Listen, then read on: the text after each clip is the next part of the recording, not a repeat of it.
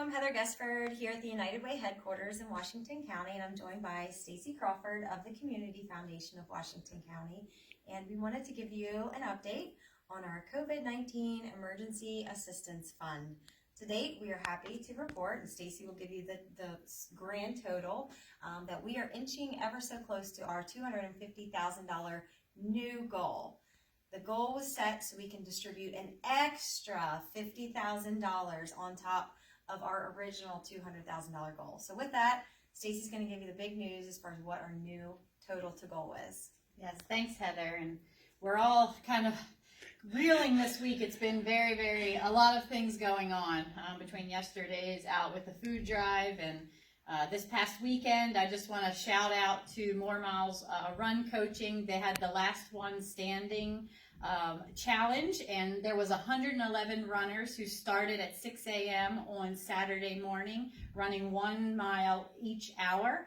And I believe it didn't end until lunchtime on Monday. Correct. With the winner, Adam Lowe, running I think a total of over 70 miles in that time. So really thank you to Lauren Kramer and her crew for putting that on, and that brought us in an additional $550 from those registrations. Actually $555, I'm sorry, from those registrations. So our grand total as we stand here today is $221,000 that we've brought in. So yay, we're getting closer. Our goal of $250 gets us 5 full weeks of $50,000 in grants. So thank you to everybody who continues to realize the need is there and that gets on and gives or sends their checks or pledges. So thank you very much. With that, maybe you want to say a little bit about our grant process. Absolutely. So our grant committee, and it consists of 8 people, they're going to be meeting again this Friday to review new grant applications for the next wave of $50,000 in funding.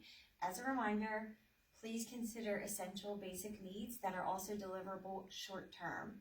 So while we know there's going to be some long-term implications and long-term impacts, we're really trying to just deliver upon those basic needs that are deliverable within the next 60 days. So when you're looking at your grant applications and composing them, please keep that in mind.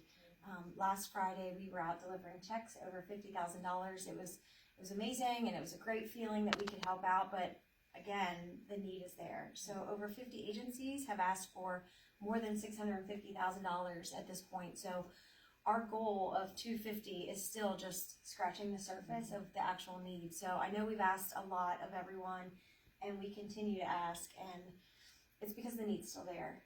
Our food and fun drive, we basically put this event together in a day and a half in partnership with our neighbors in West Virginia. I wanted to thank Stacy and her team for coming out to staff it yesterday, and also our partners in feeding and fighting hunger for our city. So Kurt Snyder and his team, we brought in a good bit of food, but we also brought in a good bit of cash. Yeah. And we're going to add that number to our working towards our goal of $250. So yesterday, outside of the food, we raised over $3,600.